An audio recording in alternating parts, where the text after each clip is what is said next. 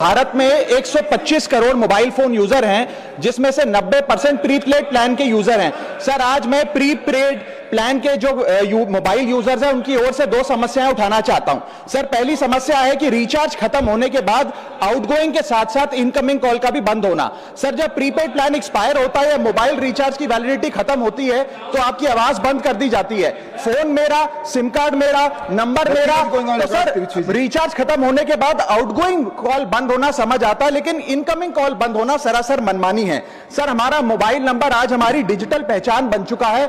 Essential communication जैसे कि UPI payment, banking, OTP, train ticket OTP, PAN Aadhaar authentication, interview का call, hospital का call, मां बाप का गांव से कॉल, तमाम चीजें इनकमिंग कॉल और इनकमिंग एसएमएस से आती है और वो इसलिए बंद कर दिया जाता है कि इंसान एक रिचार्ज कराना भूल गया।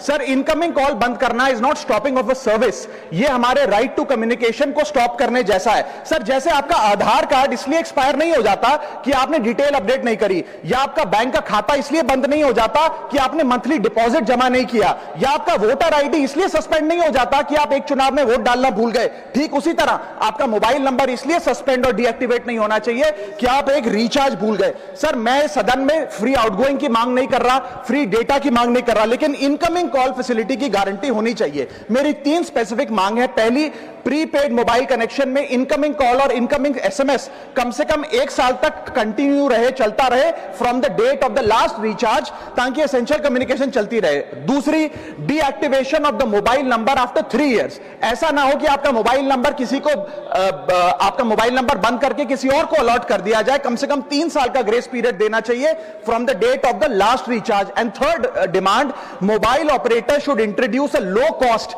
Incoming only plan. वो लोग जो सिर्फ इनकमिंग के लिए फोन रखते हैं उनके लिए, जैसे कि 10 रुपए में 180 दिन की इनकमिंग कॉल की फैसिलिटी, इस प्रकार की स्कीम्स मोबाइल ऑपरेटर को लानी चाहिए। दूसरी समस्या जो प्रीपेड कस्टमर्स फेस करते हैं वो है टेलीकॉम ऑपरेटर का 28 दिन का मंथली रिचार्ज। साल में सर महीने 12 होते हैं, लेकिन 28 दिन की रिचार्ज के माध्यम से 13 टाइम्स रिचार्ज कराना पड़ता है। कैसे सर? 28 दिन into 13 times is equal to 364 days. ये एक बड़ी क्लेवर स्ट्रैटेजी है जिसके चलते आपको फीलिंग 30 दिन की देते हैं, लेकिन आपसे डीलिंग 28 दिन की करते हैं। सर, दुनिया में हर जगह बिलिंग साइकिल कैलेंडर मंथ के हिसाब से होती है, 30 या 31 दिन।